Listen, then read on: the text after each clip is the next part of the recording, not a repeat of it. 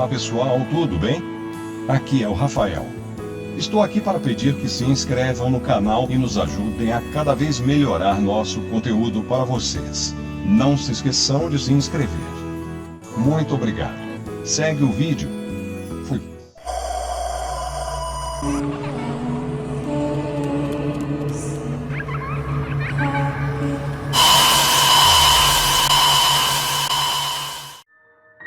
Aleister Crowley. A história de vida do profeta do Novo Aeon. Primórdios de vida. Aleister Crowley nasceu em 12 de outubro de 1875, no número 36 da Clarendon Square, cidade de Warwickshire, Inglaterra. Seu nome de batismo era Edward Alexander Crowley, e nasceu como membro de uma família rica e religiosa, sendo seu pai um destacado irmão de Plymouth e pregador leigo.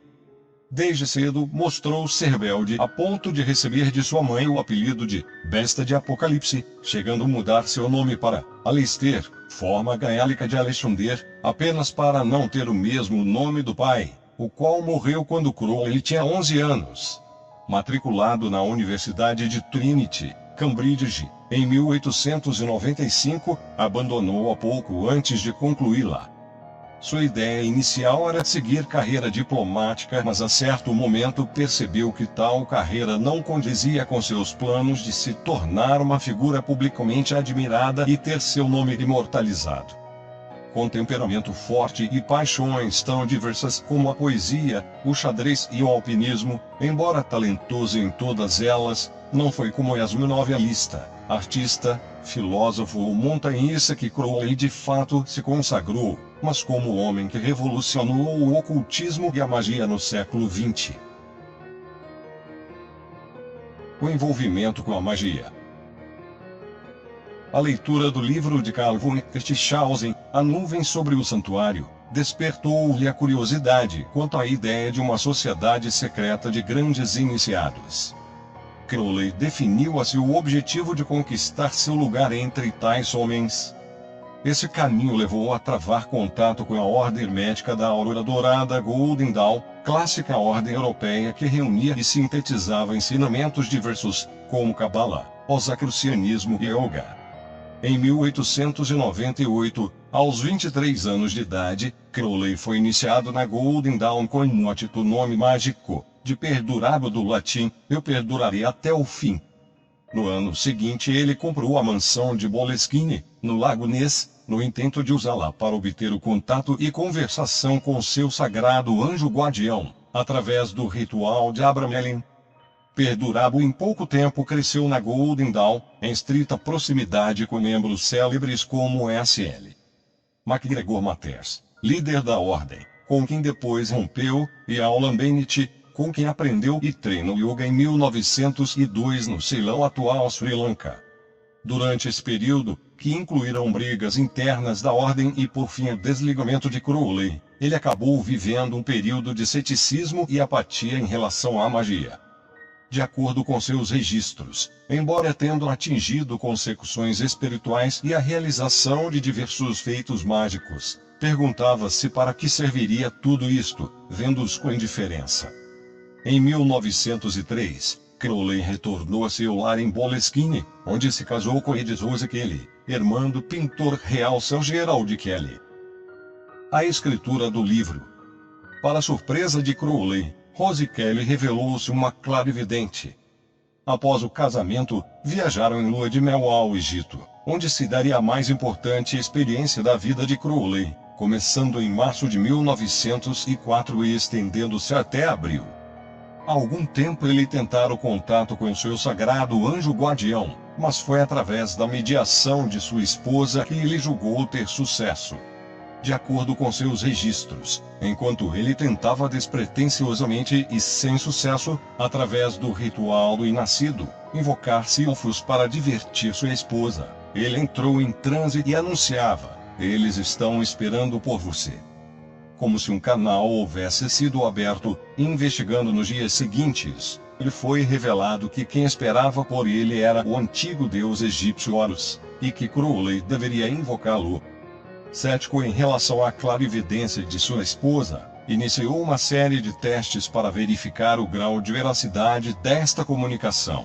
Após responder corretamente uma série de perguntas cujas respostas Rose Kelly não poderia ter conhecimento prévio, ele a levou ao Museu Bolak, onde, após passarem por várias imagens de Horus, ele a apontou para uma estela-placa de pedra funerária egípcia, retangular e com o topo curvo, contendo imagens e inscrições, que não podia ser muito bem vista do ponto onde se encontravam. Quando examinada, a estela hoje conhecida como Estela da Revelação, apresentava uma imagem de Horus que, para espanto de Crowley, estava catalogada com o número 666. Crowley adotara o 666 como seu número pessoal como rebelião contra a religião de sua família há muito tempo atrás. Após invocar Horus, Crowley alcançou seu objetivo. Nos dias 8, 9 e 10 de abril de 1904, recebeu e transpôs para o papel, de uma entidade que se identificava como AIAS, o texto do Liber Alagos Vel Legis, o livro da lei. Mais tarde, Crowley considerou que AIAS era o seu sagrado anjo guardião. Este livro tornou-se o foco da filosofia de Crowley, mesmo que ele o tenha rejeitado a princípio. Durante algum tempo ele deixou o documento de lado, esquivando-se de sua revelação e chamado. Por fim, tendo aceitado o livro da lei e vindo a dedicar o resto de sua vida ao trabalho na lei de Telema, nomeou-se o profeta do novo éon, anunciando o fim da era de Osíris e o início da era de Horus, um novo começo para a humanidade, quando a fórmula mágica do Deus paternal que exige obediência e penitência seria abandonada em prol da fórmula do Deus criança, Horus, que anuncia a chegada de uma era de liberdade, experimentação e realização íntima. O profeta de uma nova era. Após a escritura do livro da lei, Crowley, em seu estilo pomposo de ser, escreveu uma carta a Mathers, onde anunciava o equinócio dos deuses e que havia forjado um novo elo místico com os mestres secretos, tornando-se assim a suprema autoridade mágica. Isso, naturalmente, foi o estopim de um novo duelo mágico, do qual Crowley aparentemente saiu vitorioso. De acordo com ele, Mathers enviou uma de suas discípulas, uma vampira que teria se apresentado como uma mulher jovem, de beleza enfeitiçante, mas da qual teria sido capaz de defender-se, transformando-a em uma feia mulher sexagenária, curvada e decrépita. Mathers então teria enviado uma corrente de malignidade que teria matado os cães de Crowley e adoecido seus empregados. Crowley teria retaliado conjurando as forças do demônio Beelzebub e seus 49 servos. Após este ato, as ações de Mathers teriam cessado. Anos depois, após a morte de Mathers por gripe, muitos acreditaram que ele teria sido assassinado por magia. Não está muito claro porque, após o encontro com AIAS e a suposta batalha com Mathers, Crowley aparentemente perdeu o interesse pela magia durante vários anos.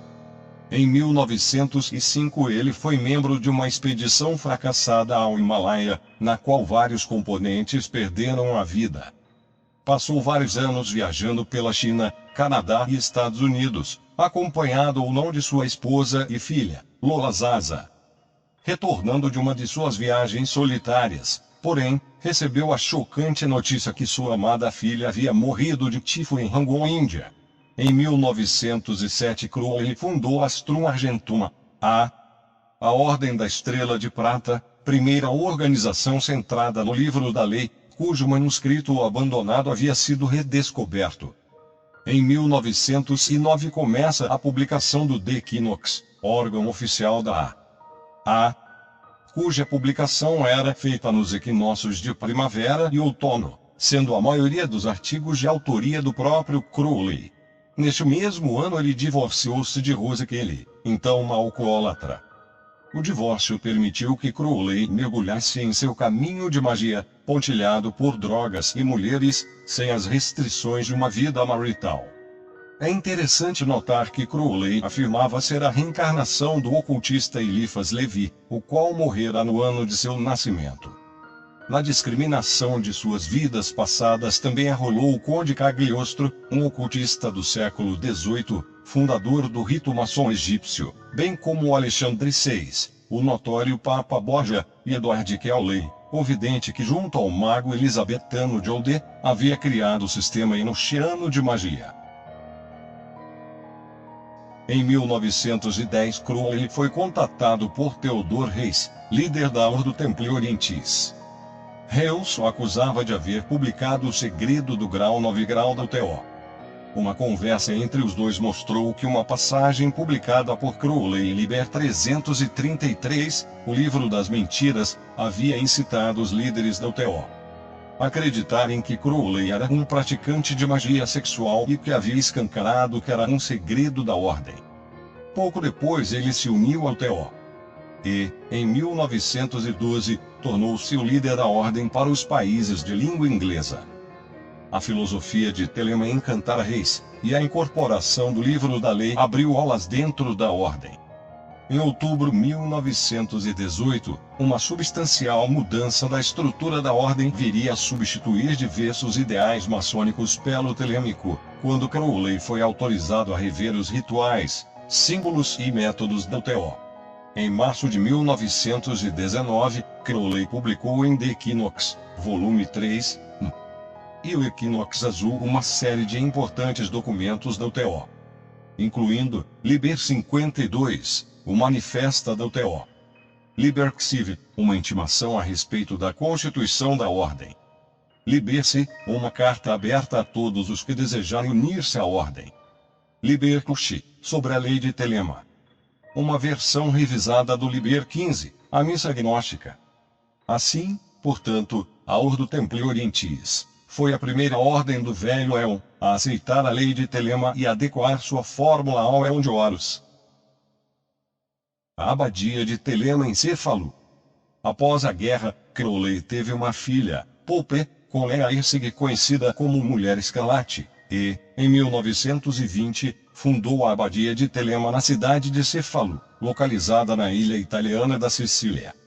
A abadia logo tornou-se conhecida como um antro de insanidade. O vício de Crowley em heroína e cocaína mostrou-se fora de controle. Aqui ele escreveu o livro Diário de um Viciado, onde conta sua luta contra o vício através de uma novela onde sua pessoa divide-se em um casal com este mesmo objetivo. Entretanto, foi lá que a tragédia abateu-se novamente sobre ele, com a morte de Pope enquanto Crowley viajava por Londres, Paris e a abadia. Foi também quando um de seus seguidores, Raul Loveday, morreu em consequência da água impura do local. Com isto o destino da abadia estava selado. A esposa de Loveday, Betty May, vendeu sua história ao tabloide londrino The Sunday Express. Os jornais encheram-se de reportagens sobre magia negra e outros atos escandalosos supostamente realizados na abadia. Estas reportagens levaram o ditador Benito Mussolini a expulsar Crowley da Itália em 1923. De lá Crowley mudou-se para a Tunísia e depois para a França, onde lutou bravamente contra seu vício de anos em heroína. Da França mudou-se para a Alemanha, voltando depois para a Inglaterra, onde passou seus últimos 15 anos. Em 1955 o cineasta Kenneth Anger rodou um curto documentário sobre a abadia de Telema, que havia sido exorcizada após a partida de Crowley. Os murais que Crowley havia pintado tinham recebido uma grossa camada de tinta branca por cima, a qual teve de ser retirada para revelar esta e outras evidências físicas da passagem de Crowley pelo local. Em 1925 deu-se a eleição de Crowley como líder mundial da UTO. A não aceitação desta liderança, e da implantação de lei de Telema na ordem, levou muitos membros a fundarem uma dissidência, conhecida como UTO, Antiquação Telêmica. Em 1929 deu-se a publicação do livro Magic, in Theory and Practice. Os últimos anos. A década de 40 apresentou um ressurgimento de Crowley. Junto com Lady Freda Rees, cria e publica seu baralho de tarô, o livro de Tot. Em 1942 publicou Liberos na forma de um manifesta da UTO. Crowley casou-se em Londres pela segunda vez, com sua amante, Maria Teresa de Miramar, no mesmo ano em que eles, juntamente com seu amigo e secretário Israel Regardier, foram expulsos da França, 1929. No ano seguinte encontrou-se, em Portugal, com o poeta Fernando Pessoa, que havia lido seu livro Confissão sobre Aleister Crowley, uma autobiografia, e ficado encantado. Em 1934 Crowley envolveu-se em um processo judicial contra Nina Annett e Constance Ampe, o qual perdeu. Isto acabou levando à falência no ano seguinte. Foi durante esse processo que um juiz rotulou-o como sendo o pior homem na face da Terra. Em 1939 publicou Ig Lectures o Yoga. Em 1942 publicou Liberos na forma de um manifesta da UT. A partir de 1945 passou a viver em Hastings, sul da Inglaterra, onde recebeu novos discípulos como Kenneth Grant, John Simmons e Grady McMurtry. Foi nesse período em que foram escritas as cartas que foram posteriormente publicadas no volume Magic Without Tears. Crowley morreu em 1º de dezembro de 1947, vítima de bronquite crônica e problemas cardíacos em sua casa na cidade de Hastings. A lenda que diz terem sido suas últimas palavras "Eu estou perplexo", não passa disso, uma lenda, pois Crowley morreu sozinho em seu quarto. No dia 5 de dezembro seu corpo foi cremado em Brighton, em uma cerimônia assistida por amigos, admiradores e discípulos. Importância para o ocultismo. Crowley é considerado por muitos como o mais importante representante do ocultismo no século XX. Com certeza este é um título que ele merece, porém não pelos motivos que normalmente são considerados. A grande importância de Crowley para a magia não está no livro da lei, na Astrum Argentum ou na Ordo Templi Orientis. Ainda que haja uma estreita ligação entre estes fatores e sua contribuição. Mais importante do que organizações ou mesmo do que telema foi a visão de Crowley da magia não como uma derivação da fé ou como resultado de misticismo ou crendices.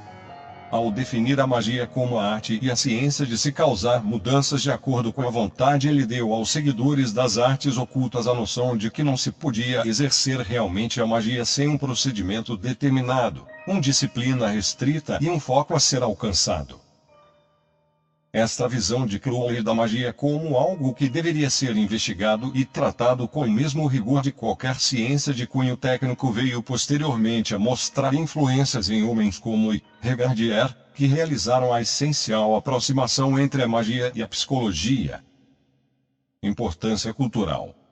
É inegável que a importância de Crowley para o ocultismo é inigualável. Poucos praticantes de magia podem gabar-se de ter mudado o mundo ocultista da mesma forma que ele. Seus preceitos encontram-se presentes em várias tradições mágicas modernas, mesmo as que não seguem a lei de Telema, tais como a Wicca, baseada na obra de Gerald B. Gardner, e até a cientologia de L. Ron Hubbard, ambos ex-discípulos de Crowley. Ele também foi reinterpretado à luz dos movimentos Billy, hippie, punk e da rebelião da contracultura. O jornal londrino Sunday Times o nomeou uma das 1000 pessoas que fizeram do século XX. Muitos movimentos culturais também foram influenciados por ele. Desde o cinema, na figura de Kenny Tanger, a música há uma foto dele em um disco dos Beatles, grupos musicais como o Black Sabbath, o Led Zeppelin e os Rolling Stones também colocam as obras de Crowley como fonte de influência. Nas artes plásticas, o pintor H.R. Giger pode ser citado como um de seus inúmeros admiradores. Na literatura podemos citar a obra de Aldous Huxley, W. Somerset Maugham e Robert Heinlein. No Brasil é importante salientar a obra musical de Raul Seixas, onde o nome e as palavras de Crowley surgem de forma explícita. Além disto, outros músicos já se confessaram admiradores de Crowley, como Renato Russo e Rita Lee. Então vamos ficando por aqui. Deem o like, aperte o sininho e se inscreva. Vídeos novos 2 vezes por semana. Muito obrigado pela audiência e fui.